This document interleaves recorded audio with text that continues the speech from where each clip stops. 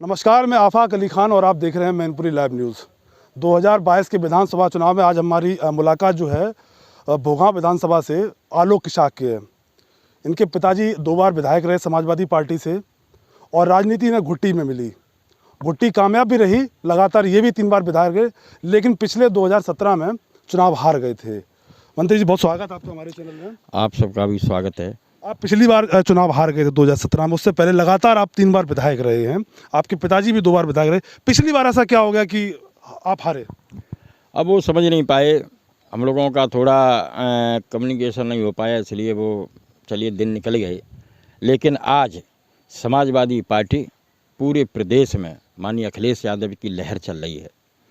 और लहर इसलिए चल रही है कि जब जब भी समाजवादी पार्टी की सरकार बनी, चाहे माननीय नेताजी हों, चाहे माननीय अखिलेश यादव जी हों, उन्होंने रोज़गार का बहुत विकसित किया है। किसानों की समस्याओं को लेकर, नौजवानों की समस्याओं को लेकर और सारे जात और धर्म के लोगों के काम किए हैं। चाहे वो नौकरी का सवाल हो, चाहे माताएं बहनों की पेंशन का सवाल हो, चाहे कर्ज माफ़ी का सवाल हो, इन सारे मुद्दों को समाजवादी पार्टी ने सरकार आने पर पूरा किया है। अच्छा, सैपई परिवार का ये हमेशा से गढ़ रहा है यहाँ से। नेताजी अभी मौजूदा सांसद भी हैं यहाँ से, लेकिन एक आक्षेप, एक आरोप आप पर हमेशा लगता रहता है कि नेताजी भोगांव विधानसभा से ही हार जाते हैं। इसका एक बीजेपी हमेशा मुद्दा बनाती है। उनके लोग जब भी कोई जनसभा करते हैं, जब भी कोई डिबेट करते हैं, तो हमेशा इस बात का मुद्दा उठाते हैं कि सपा के जो राष्ट्रीय अध्यक्ष लड़े थे, उस टाइम पर नेताजी लड़े थे, वो हमेशा यहाँ से क्यों हार जाते हैं? अब ऐसा नहीं होगा। अब हम सारे कार्यकर्ता एक होकर ये चुनाव भी जीतेंगे बहुत भारी मतों से, और आने वाले लोकसभा चुनाव भी जीतेंगे। आज का ये चुनाव चल रहा है समाजवादी पार्टी का, माननीय अखिलेश यादव जी ने पूरे प्रदेश में मैनिफेस्टो जारी किया है। उसमें 300 यूनिट बिजली फ्री, सिंचाई मुफ्त, और पहले की जो सुविधा थी इलाज की, इलाज भी बिल्कुल फ्री करेंगे। इन्हीं मुद्दों को लेकर हम लोग चुनाव में हैं। और इस विधानसभा क्षेत्र भोगांव में जहाँ से भी आप आए हैं, ये समाजवादी पार्टी की देन है। सड़कों का जाल, ये टापू कहा जाता था, बिल्कुल हम लोग नदी के किनारे हैं। तो अब ऐसा कुछ नहीं। अब समाजवादी पार्टी में सारे जनमानस ने मन बना लिया है कि पूरे प्रदेश में बहुमत से सरकार बनाएंगे और यहाँ से भी समाजवादी पार्टी जीत के निकलेगी। आप जब सपा सरकार में थे, आपके पास प्राथमिक शिक्षा मंत्री का पद भी था। उस समय आप मंत्री थे सरकार में। इस बार बीजेपी से विधायक जीते अग्निहोत्री, वो भी आबकारी मंत्री हैं। उनको आप कहाँ देखते हैं? उनका भी एक कद बड़ा है बीजेपी में, उन्होंने भी क्षेत्र में घूम फिर रहे हैं। उनसे आप किस तरीके से अपनी फाइट मानते हैं, जबकि आप पूर्व मंत्री हैं, वो मौजूदा मंत्री हैं सरकार में? देखिए, हम अपनी बात रखेंगे, वो अपनी बात रखें। हमें किसी के बारे में कुछ नहीं कहना। हमें तो केवल समाजवादी जो माननीय अखिलेश जी ने जो काम किए हैं, उन्हीं कामों को लेकर हम अपने क्षेत्र में हैं। हमें किसी के बारे में कुछ नहीं कहना है। हम अपना काम कर रहे हैं, वो अपना काम कर रहे हैं। इसमें कोई दो राय नहीं है कि समाजवादी पार्टी की सरकार में ही यहाँ विकास होता है, और हुआ भी है। अब की बार सरकार आएगी तो क्या लगता है उसी तरीके से लोग विश्वास करें कि मैनपुरी में कुछ दिखाई पड़ेगा, काम होगा? 5 साल में आपने देखा होगा कि जो सड़कें समाजवादी पार्टी माननीय अखिलेश जी ने जो बनवाई थीं, माननीय तेज प्रताप के प्रयासों से जो सड़कें बनी थीं, आज उनमें गड्ढे हो गए हैं। और जब भी आगे सरकार समाजवादी पार्टी की बनेगी, पुनः पिछले विकास जो कराया था हम सारे लोगों ने, उसी तर्ज पर हम लोग विकास कराएंगे। और विकास के को लेकर ही हम लोग क्षेत्र में अपने वोट मांग रहे हैं।